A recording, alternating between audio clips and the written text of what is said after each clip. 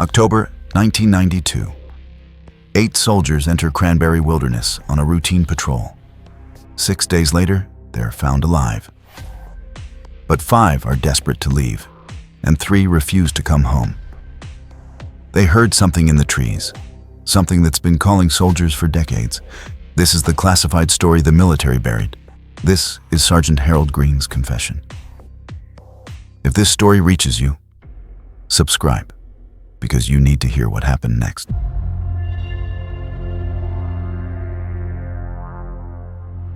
My name is Harold Greene. I was a staff sergeant with the West Virginia National Guard, 1st Battalion, 201st Field Artillery. I'd spent 16 years in these mountains. Training exercises, search and rescue, disaster relief after floods. I knew the Cranberry Wilderness like the calluses on my trigger hand. Every ridge, every hollow, every game trail that didn't appear on maps. In all those years, I never once felt like the forest was looking back. October 1992. We were running a standard navigation exercise. 8 soldiers, 3 days, 20-mile loop through the backcountry. The kind of patrol we could do in our sleep. My squad, Corporal Dennis Vaughn, my second for 4 years. Specialist Keith Lawson, fresh from communication school. PFC Brandon Pierce, PFC Wyatt Tanner, and 3 others, Jenkins, Ortega, and Hammond. Young soldiers, competent, motivated. None of them had ever given me a reason to worry. We inserted at sunrise on October 17th. Temperature was 48 degrees, sky overcast but stable. The forecast called for clear weather through the weekend. Our route took us through old-growth spruce, across Dogway Fork, up to the ridgeline at Big Beachy, standard terrain. We'd each done variations of this patrol a dozen times. By 1600 hours, we'd covered 9 miles. We set up camp in a clearing near the North Fork, far enough from the trail that we wouldn't see hikers. The forest was quiet that first night. Too quiet, maybe. But I didn't register it then. When you're used to these mountains, silence feels normal. It's the noise that makes you nervous. Day 2 started normal. We broke camp at 0630, moved northeast toward the ridgeline. The morning was cold. Frost on our packs, breath hanging in the air like smoke. The sun never quite broke through the canopy. Everything was gray and green and brown, the colors of old bark and wet leaves. Around 1100 hours, Vaughn called a halt. We'd reached a section of forest I didn't recognize. That shouldn't have been possible. I'd walked these mountains for 16 years. But the trees here were different. Older, thicker. Their bark had a strange texture, almost scaled. The undergrowth was sparse, like nothing wanted to grow beneath them. "Sarge," Vaughn said, checking his compass. "We're off course." I pulled out my own compass. The needle was spinning slowly, searching for north. Not wildly, just drifting. I tapped it. The needle steadied, pointed northwest. That felt wrong, but I couldn't explain why. "Equipment malfunction," I said. "We'll navigate by terrain features. Ridge is that direction." We adjusted course. But over the next hour, that feeling grew stronger. The sensation that we'd taken a wrong turn somewhere, stepped off the map into territory that didn't quite match my memories. The trees kept getting bigger. The silence kept getting deeper. By 1430 hours, we still hadn't reached the ridge. "Sarge," Lawson said. He was staring at his GPS unit. "This doesn't make sense." I looked over his shoulder. The device showed our position as 3 miles north of where we should have been. But we'd been walking northeast for 4 hours. The math didn't work. "Solar flare interference," I said. "Probably screwing with the satellites." Lawson didn't look convinced. Neither was I. But you don't tell your soldiers that you're lost. You don't tell them that the forest feels wrong. You keep moving, keep confident, keep control. That was the first mistake I made. I should have turned us around right then. We set up our second camp in a natural depression, sheltered by fallen logs and young hemlocks. The temperature had dropped to 34 degrees. Hammond got a fire going while the rest of us strung up our shelter halves. Everything was by the book. Everything was fine. Except it wasn't. At 2100 hours, I was in my sleeping bag, half asleep, when I heard it. A sound like wind through the trees, but there was no wind. The air was completely still. The sound came again, low, sustained, almost like a voice humming a single note. It lasted maybe 15 seconds, then stopped. I sat up. Across the fire, I saw Pierce sitting upright too, his eyes wide in the firelight. "You heard that?" he whispered. I nodded. "Wind. Sound travels weird in these mountains." That wasn't wind. He was right. But I couldn't say that. So I told him to get some sleep, and I lay back down, staring at the dark canopy overhead, listening to the silence that followed. Day 3. That's when everything changed. We started moving at first light. I'd decided during the night that we needed to abort the exercise. Something was wrong with our equipment, wrong with the forest, wrong with the whole situation. We'd retrace our steps, get back to the insertion point, call for extraction. Simple. But when we tried to head back, we couldn't find our trail. The forest had changed. I don't mean metaphorically, I mean the terrain was different. The fallen log we'd camped beside was gone. The hemlock grove had disappeared. In their place were more of those massive, strange-barked trees standing in formations that felt deliberate, almost architectural. "Sarge," Vaughn said quietly. He was examining a tree trunk. "Look at this." I walked over. The bark had marks on it, deep, parallel scratches, starting about 8 feet up and running down to the roots. Too regular to be natural, too deliberate to be animal. "Bear," I said. "Bears don't scratch that high." Territorial marking, they stretch. But Vaughn was right. I'd seen bear markings my whole life. These weren't bear markings. By 1200 hours, I had to accept the truth.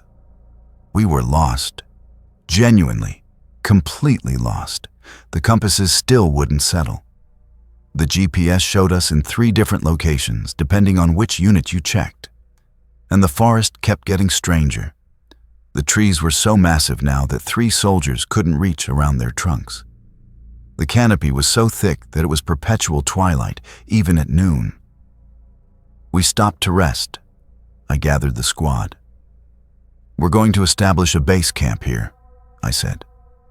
"Set up our emergency beacon. Command will send a helicopter when we miss our extraction window. We sit tight, we stay calm, we wait." No one argued. I could see the relief on their faces. Even young soldiers know when something's wrong. We set up camp in a clearing. Ortega assembled the emergency beacon, a battery-powered strobe that would run for 72 hours, visible from the air for miles. Lawson rigged a radio antenna, trying to get through to command. The rest of us gathered firewood, set up shelters, established a perimeter. The work kept us focused, kept us from thinking about the silence, about the trees, about the scratches. At 1830 hours, as the light was failing, we heard it again. That sound. But this time it wasn't distant. It was close, all around us. A low humming that seemed to come from the trees themselves, resonating through the trunks, through the ground, through our chests. We all stopped moving. 8 soldiers, frozen, listening. The humming shifted, separated into tones, and then unmistakably, formed something that sounded like words. Not English, not any language I'd ever heard, but words nonetheless, syllables that had structure, cadence, meaning. The forest was speaking to us. "What the hell is that?" Hammond whispered. "Acoustic phenomenon," I said. My voice didn't sound convincing, even to me. Wind through rock formations creates resonance. "Sarge," Lawson said, "there's no wind."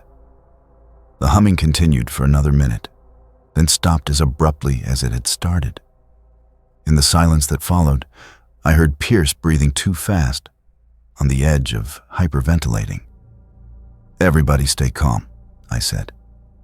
"It's a natural phenomenon. We're going to keep watch tonight in 2-hour rotations. Vaughn, your first watch with me. The rest of you get some rest." No one slept. I don't blame them.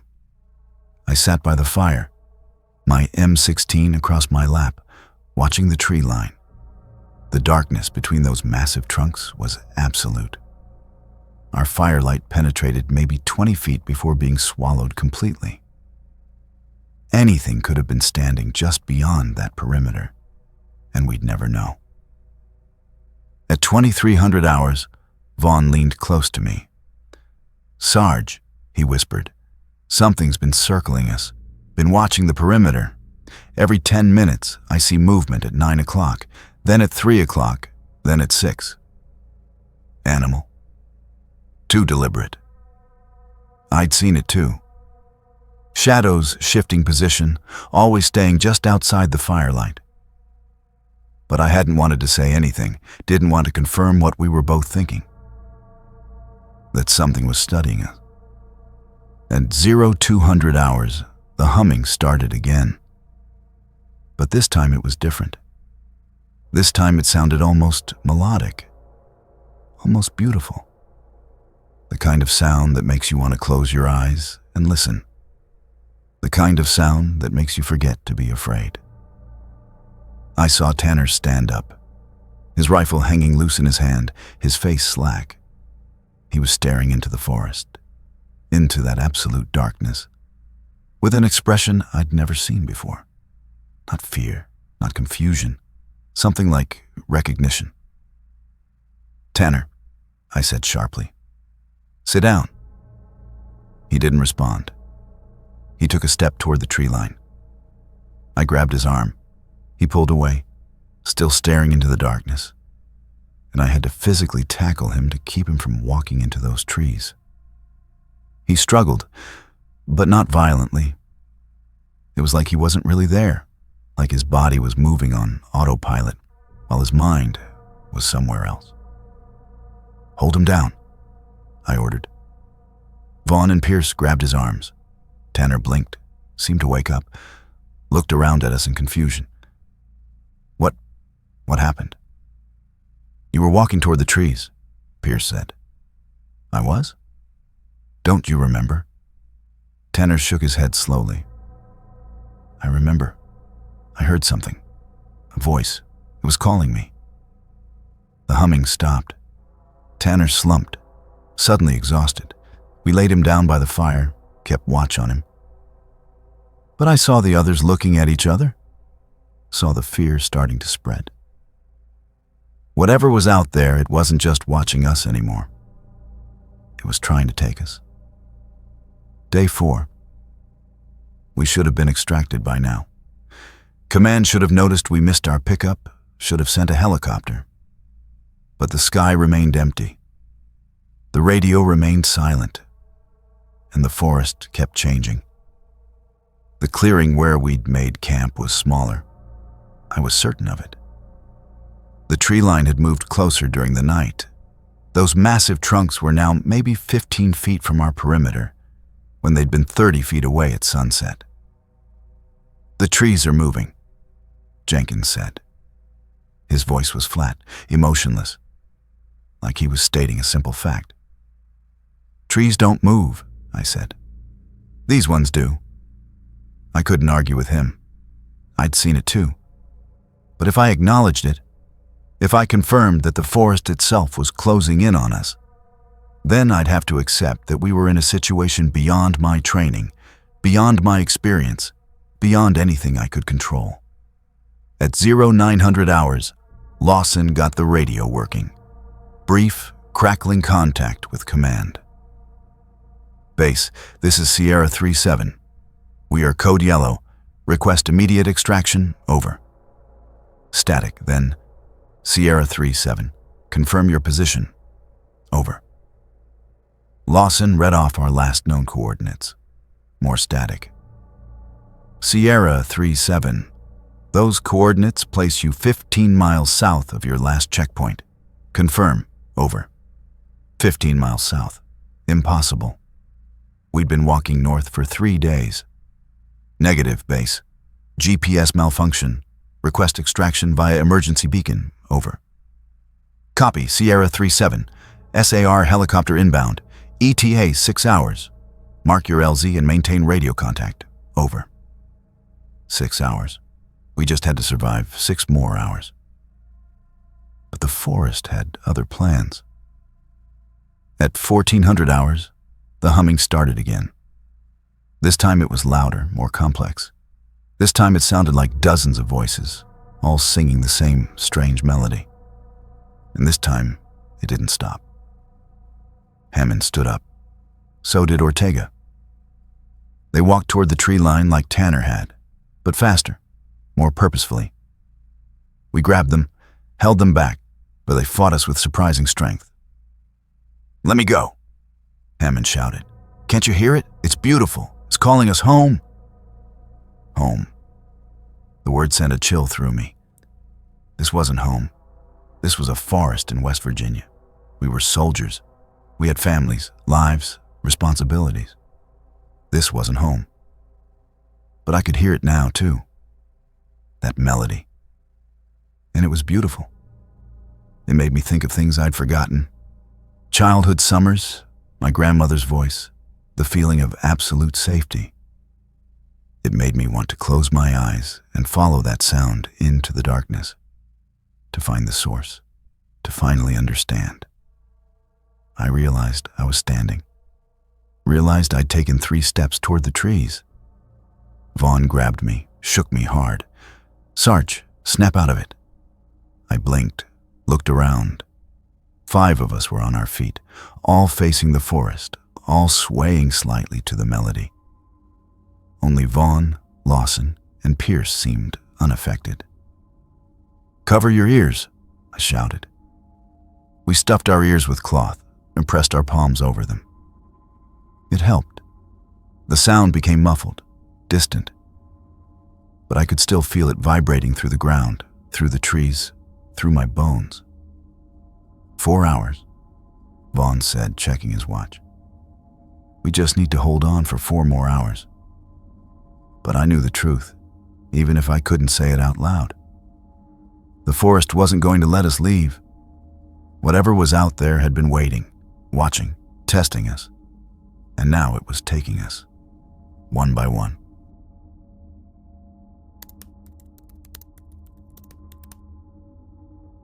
At 15:30 hours, Jenkins broke. He was sitting by the fire, rocking back and forth, his hands still pressed against his ears. Then he stopped, went completely still, looked up at the canopy with an expression of pure serenity. "I understand now," he said quietly. Before anyone could react, he'd grabbed his rifle and smashed the stock against a tree trunk. The weapon bent, useless. Then he walked calmly toward the tree line. This time we didn't try to stop him. Something in his eyes told us it was already too late. Jenkins disappeared into the darkness between the trunks. We heard his footsteps for maybe 10 seconds. Then nothing. Just that endless humming. That beautiful, terrible melody that was slowly drilling into our skulls despite the cloth in our ears. 4 of us are compromised, I said, looking at the remaining 7. Hammond, Ortega, Tanner, and myself. We heard it clearest. You 3, Vaughn, Lawson, Pierce. You're our anchor. If we start walking, you stop us, whatever it takes." "How do we stop it?" Pierce asked. His voice cracked. He was 19 years old. "I don't know." That was the truth. I'd led soldiers through floods, through armed standoffs with militia groups, through a dozen crisis situations. But I'd never trained for this. No one had. At 1600 hours, two things happened simultaneously. The helicopter appeared overhead, its rotors cutting through the silence, its spotlight sweeping the canopy. And the humming stopped. The sudden absence of that sound was almost painful, like waking from a dream you desperately wanted to continue. I felt a physical ache in my chest, a sense of loss so profound I wanted to weep. Around me, the others felt it too. Hammond was on his knees, tears streaming down his face. Ortega was staring at his hands like he didn't recognize them. Tanner had his rifle pressed against his shoulder, aiming at nothing, his whole body shaking. The helicopter circled 3 times. Its spotlight found our camp, our emergency beacon. I saw the side door open, saw the crew chief looking down at us. Then the helicopter banked hard and flew away. "No!" Lawson screamed. He grabbed the radio. "Base, this is Sierra 37. We are here. We are on the ground. Come back." Static. Then, "Sierra 37, we have visual on your beacon, but negative visual on personnel. Repeat, we see no soldiers at your position. Confirm you are marking the LZ. Over." Lawson stared at the radio. "They can't see us. We're standing right here and they can't see us." I looked up at the canopy. The trees had closed over us. Those massive, impossible branches had woven together like fingers interlocking, creating a roof so thick that no light penetrated. The helicopter's spotlight had passed right through, illuminating the forest floor, but we'd been standing in shadow. Invisible. "Base, we are at the beacon. We are here. Send the helicopter back." "Sierra 37, we are orbiting your position. We see the beacon, but no personnel. If you are unable to reach the LZ, provide alternate coordinates. Over." They thought we were somewhere else, thought we were too injured to reach our own camp. They didn't understand that we were right here, that the forest had hidden us, that we'd been swallowed by something that didn't want us found. The helicopter made one more pass. Then it banked south and disappeared over the ridge. The silence it left behind was absolute. No humming now, just the sound of 7 soldiers breathing in the darkness. And then, slowly, I became aware of another sound. Movement all around us. The rustle of leaves, the crack of branches, the whisper of something massive shifting position in the trees. They'd been waiting. Whatever was out there had waited for the helicopter to leave. And now they were moving closer. "Defensive perimeter," I said. My voice sounded strange, distant. "Weapons ready. Don't fire unless you have a target." We formed a circle, backs to the fire, facing outward. I could see shapes now in the darkness between the trunks. Not trees. Too symmetrical, too deliberate in their placement. They looked almost human in silhouette, but too tall, too thin. Their proportions all wrong.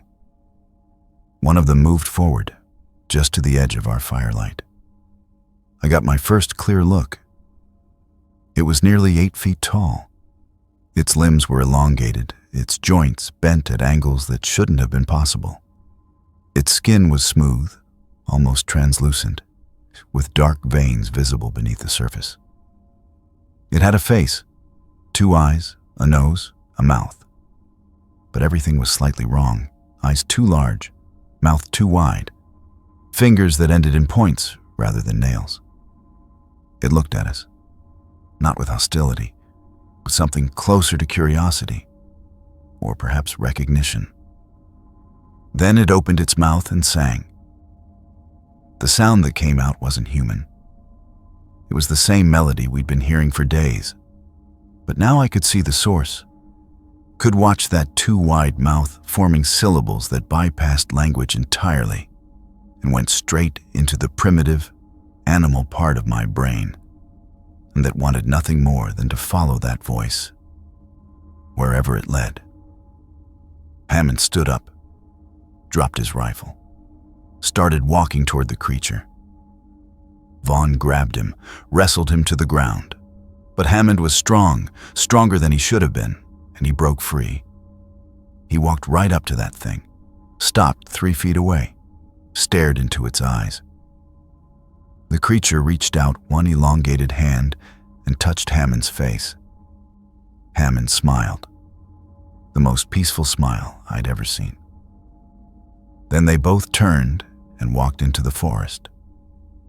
Hammond didn't look back, didn't say goodbye, just walked away like he was going home after a long deployment, and we were the ones being left behind. Jesus Christ, Pierce whispered. What are they? I don't know. More of them were coming forward now. 5, 6, 7 shapes at the edge of firelight, all watching us with that same expression of patient curiosity. They didn't seem hostile. They seemed to be waiting for something, waiting for us to understand. Ortega stood up. Ortega, I shouted. Don't. He looked at me. His eyes were clear, focused, not the glazed expression Hammond had worn. He was completely aware of what he was doing. I hear them, Sarge, he said quietly. I hear what they're saying. What are they saying? That we were always meant to be here, that they've been waiting for us, that the forest remembers. That's not real, Ortega. They're doing something to your brain, some kind of... No, he interrupted. He smiled. The same peaceful smile Hammond had worn. This is the first real thing I've felt in my entire life. He walked toward the creatures. One of them, taller than the others, its skin darker, almost bark-like, stepped forward to meet him. It placed both hands on Ortega's shoulders.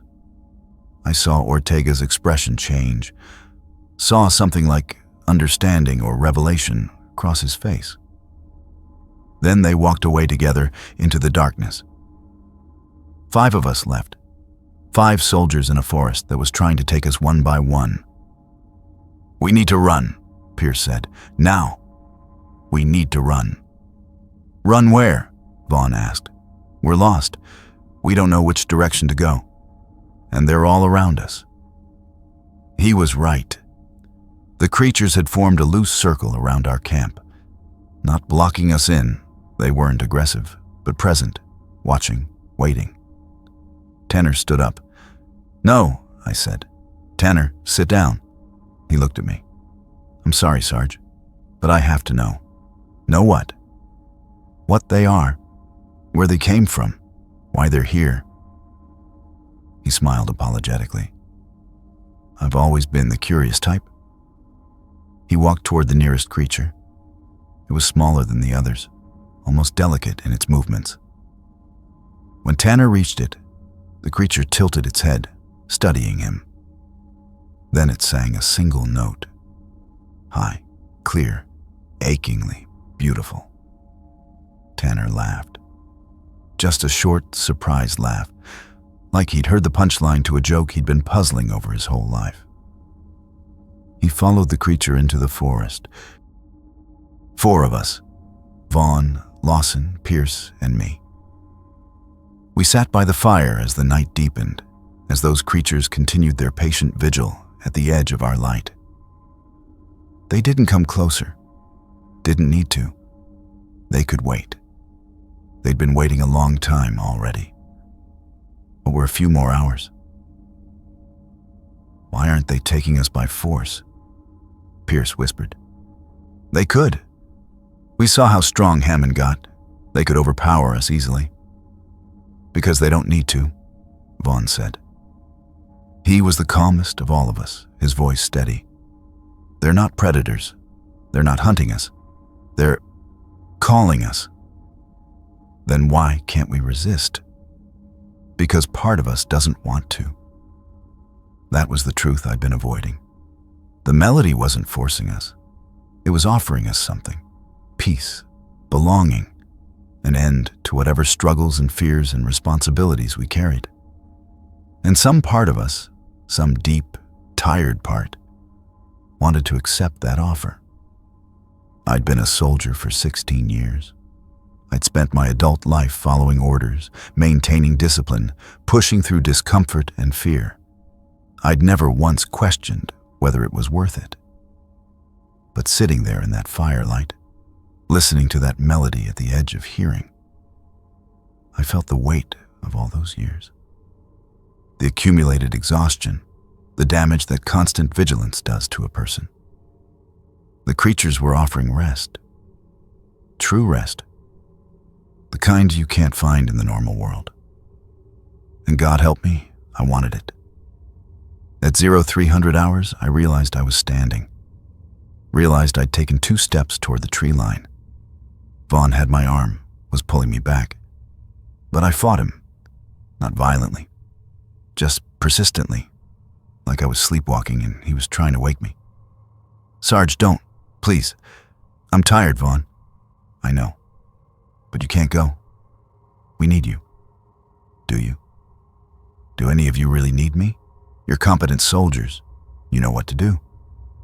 You don't need an old sergeant who's too tired to keep leading. That's not you talking. That's them. Was it? I couldn't tell anymore. The voice in my head sounded like my own thoughts. Maybe it had always been my own thoughts, and the creatures were just amplifying what was already there. Pierce grabbed my other arm.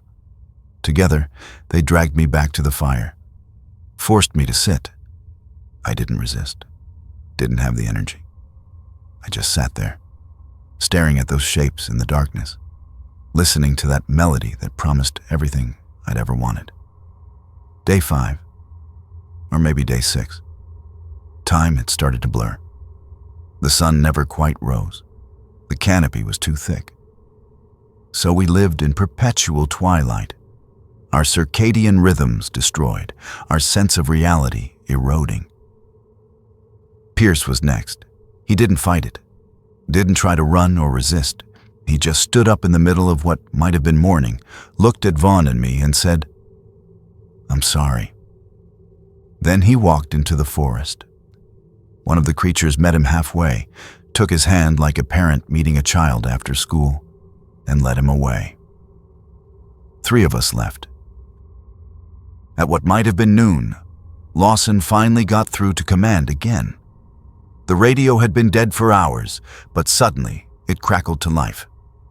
"Base, this is Sierra 3-7. We are down to 3 personnel. Repeat, 5 soldiers are missing. We require immediate extraction. Over." Static. Then a different voice, older, more authoritative. "Sierra 3-7. This is Colonel Marsh. What is your situation? Over." Lawson looked at me. I nodded. He keyed the mic. "Sir, we have encountered unknown entities in the Cranberry Wilderness. 5 soldiers have been taken. They walked away willingly. The entities they're singing, sir. They're calling us. And we can't resist much longer." Long silence. Then, "Sierra 3-7. Describe these entities." Over. Lawson described them. The height, the proportions, the translucent skin, the 2 wide mouths, the melody that bypassed rational thought, the way soldiers just walked away, smiling, peaceful, like they'd found something they'd been searching for their whole lives. Another long silence. When Colonel Marsh spoke again, his voice was different, harder. "Sierra 3-7, maintain your position. SAR team is inbound. They will be equipped to handle this situation. Do not, I repeat, Do not approach the entities. Do not listen to their vocalizations. ETA 4 hours. Can you hold position? Over. 4 hours. Could we hold position for 4 more hours? I looked at Vaughn. He was swaying slightly, his eyes half closed. Looked at Lawson. He was gripping the radio so hard his knuckles were white, like it was the only thing anchoring him to reality. Affirmative, base. We can hold. Over. Good. Sierra 3-7. You are doing excellent work.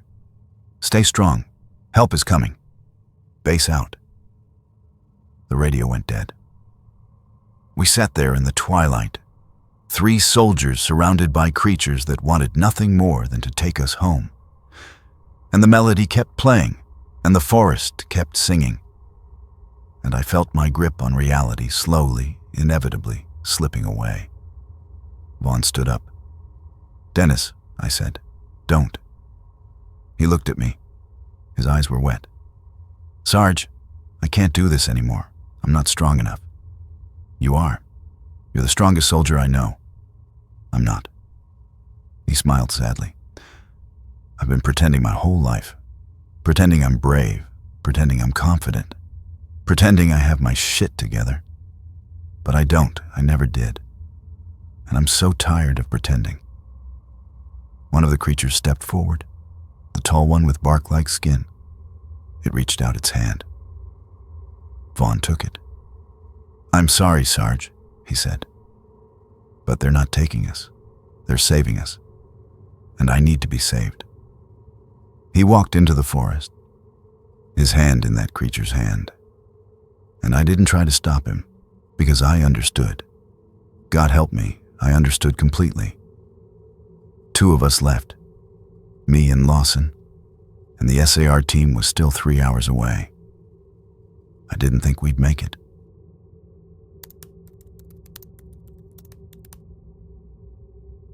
Lawson and I sat on opposite sides of the fire, watching each other, making sure neither of us stood up, neither of us walked away. We'd stopped looking at the creatures. Looking at them made it worse, made the pull stronger. Better to focus on the flames, on the mundane reality of burning wood and rising smoke. "Tell me about your family," I said. "Keep talking. Keep me anchored." Lawson's voice was hoarse. "Wife's name is Sarah. Daughter's Emma. She's 4. Loves dinosaurs. Has this plastic T-Rex she carries everywhere." He paused. "What about you?" "Divorced. 2 years ago. No kids. My ex said I loved the guard more than I loved her. She was probably right. So what are you holding on to? What's keeping you here?" That was the question, wasn't it? The others had all found their answer. Hammond, Ortega, Tanner, Pierce, Vaughn. They'd all reached the same conclusion. That whatever the creatures were offering was better than what they were leaving behind. That the forest was home in a way their real lives had never been. What was I holding on to? "Responsibility," I said finally. "I'm the ranking officer. I'm supposed to bring you home. That's not enough, Sarge. That's duty talking, not desire. What do you actually want?" I didn't have an answer. And that terrified me more than the creatures, more than the melody, more than being lost in this impossible forest. Because if I didn't have a reason to resist, then resistance was just suffering without purpose. At what I thought was 1,500 hours, we heard the helicopters, multiple rotors. Not a single SR bird, but what sounded like 3 or 4 aircraft. Heavy lift, the kind they used for tactical insertions. The creatures heard it too. They stirred, retreating slightly into the deeper darkness. But they didn't leave. They just waited, patient as always, like they knew how this would end. The helicopters couldn't land. The canopy was too thick. So they hovered overhead while soldiers fast roped down. I counted 8 figures dropping through the canopy, moving with professional precision, They hit the ground in defensive formation, weapons ready, sweeping the perimeter. These weren't regular SAR. These were special forces. I could tell by the way they moved, the gear they carried. And they were wearing something over their helmets, some kind of acoustic dampening headphones, military-grade hearing protection. The team leader approached us. His name tape read, Morrison. Sergeant Greene? That's me. Colonel Marsh sends his regards. We're here to extract you and Spec, Lawson. Where are the others? I gestured toward the darkness. Out there. They walked away. Willingly. Morrison didn't seem surprised. How long ago? Hammond and Ortega. Maybe 12 hours. Tanner, 10 hours. Pierce, 8. Vaughn, 3. And you two?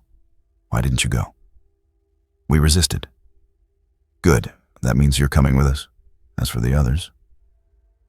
He paused, listening to something on his radio. We have orders to retrieve them if possible. Can you lead us to where they went? I pointed into the forest. They went in different directions, but they were all following those things, the entities. They're still out there, watching us right now. Morrison turned, scanning the tree line. His weapon had a thermal scope. I'm not getting any signatures. Where? Everywhere. They're all around us. He adjusted his scope, swept the perimeter again. Negative. I'm showing ambient temperature only. No biological heat signatures. That's when I understood. The creatures weren't registering on thermal. Either they were the same temperature as the environment, or they were something that technology couldn't detect, something that existed in a space between what was measurable and what was real. They're there, I said. Trust me. Morrison studied me for a moment, then nodded. All right. We're going to sweep the area. You two stay here with Haynes and Rodriguez. Don't move from this position. We'll be back in 30 minutes with your soldiers. The 6-man team disappeared into the forest, moving in pairs, their headlamps cutting through the darkness.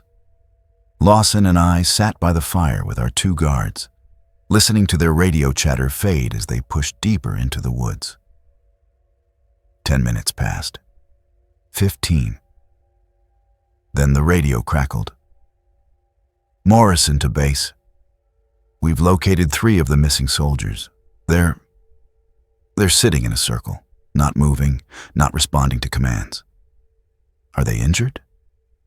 Negative.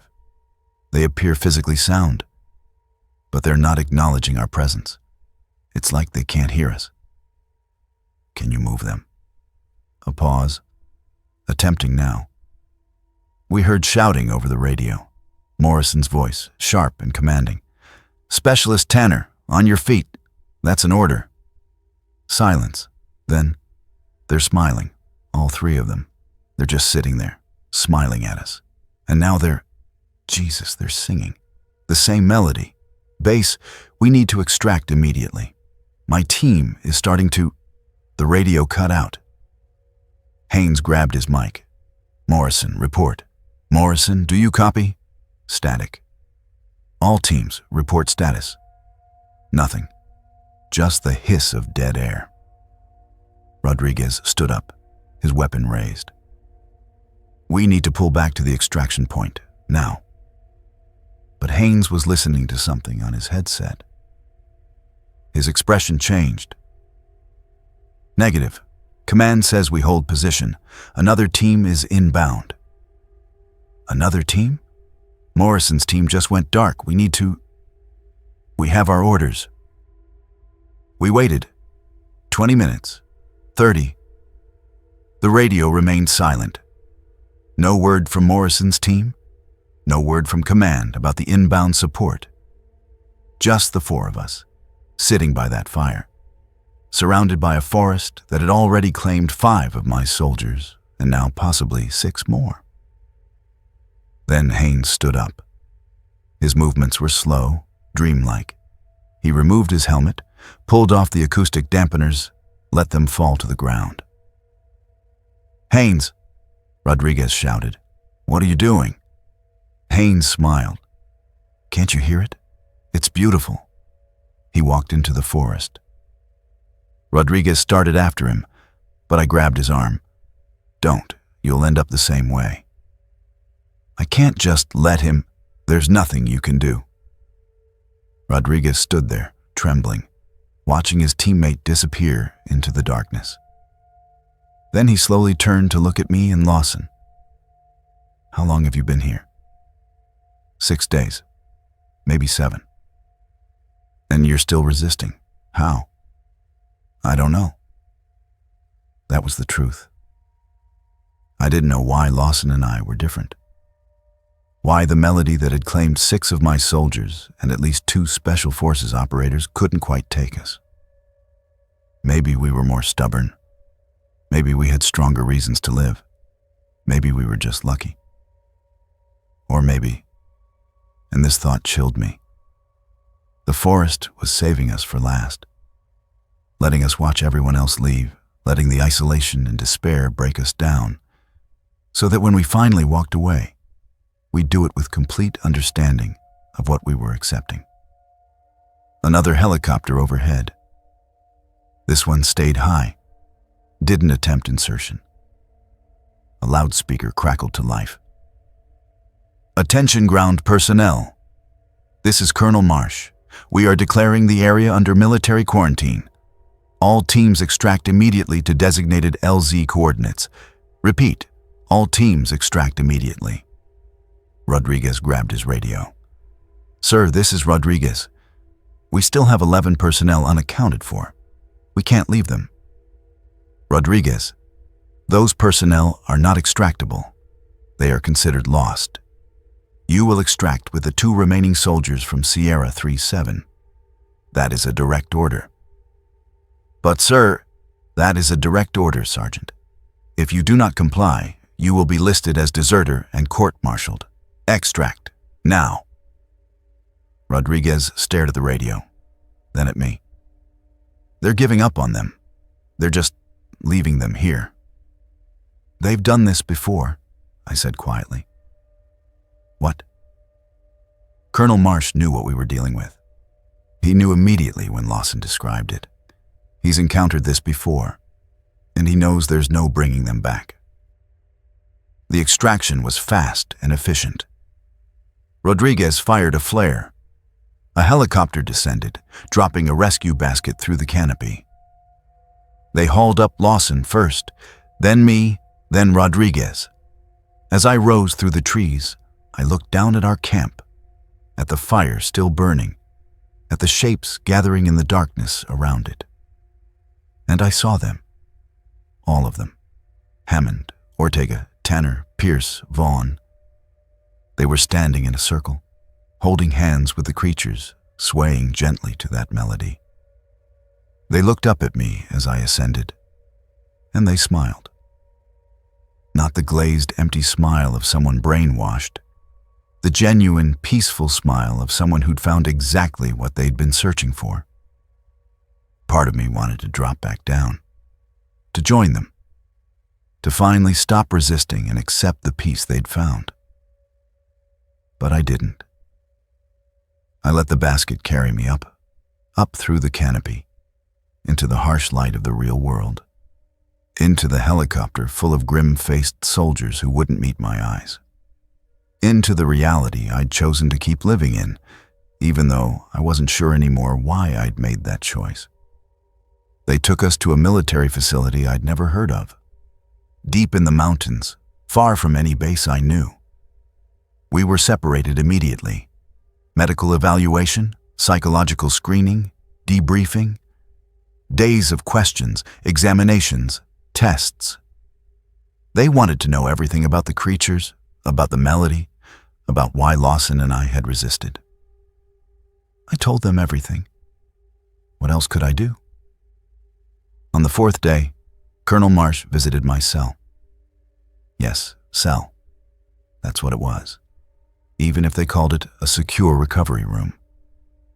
He sat down across from me, his expression weary. "Your soldiers are still there," he said. "We've had surveillance drones over the area. They're alive, healthy. They've built shelters. They live like they've been in that forest their whole lives. Have you tried to extract them?" "Twice. Both times the teams refused to leave. We lost 14 more soldiers." He paused. "We're not sending anyone else." "What are those things?" Marsh walked to the window. "We don't know. We've encountered them before. 1967, 1974, 1983. Always in Cranberry Wilderness. Always the same pattern." He turned to face me. "I'm going to ask you a question, and I need you to answer honestly. Do you want to go back?" I thought about it. Really thought about it. About the peace I'd seen on my soldiers' faces. About the exhaustion I carried every day. "Yes," I said. "Part of me wants to go back." Marsh nodded slowly. "That's what they all say. The ones who resisted, they try to resume their lives, but that melody never really leaves.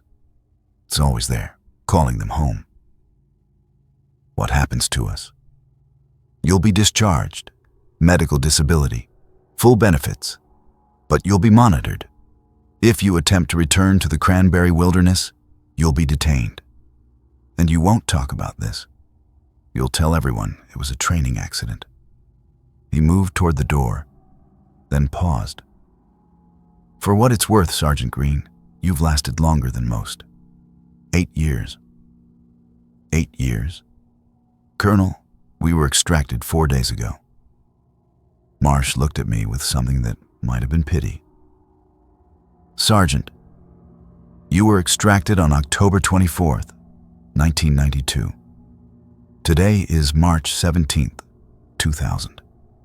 Time moves differently there, in the forest." The door locked behind him. I sat there in my cell, in the year 2000, trying to remember what the world had been like in 1992, trying to remember who I'd been before the forest. Failing. They released me 3 weeks later.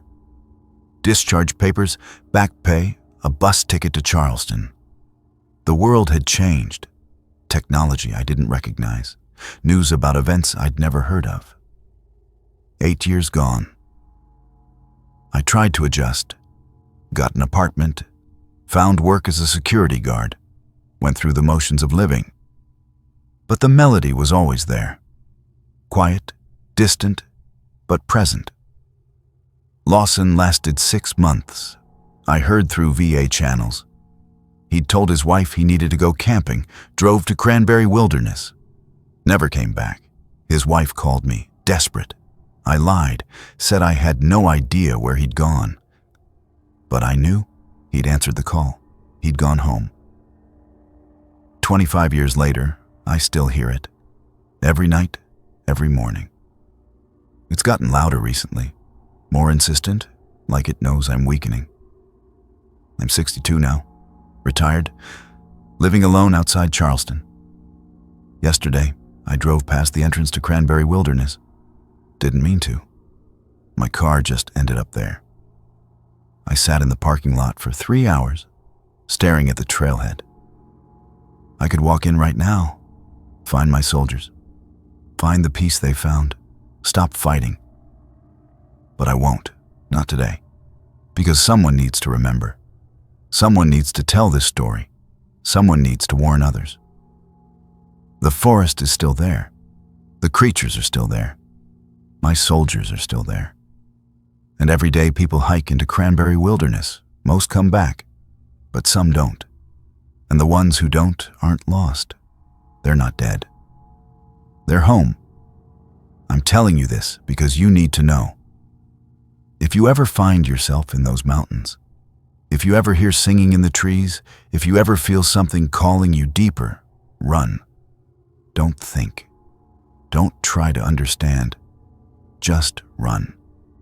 Because if you listen too long, if you get too close, If you let that melody into your head, you'll end up like my soldiers, like Lawson, like all the others. You'll go home, to a home you never knew you had, and you'll never want to leave.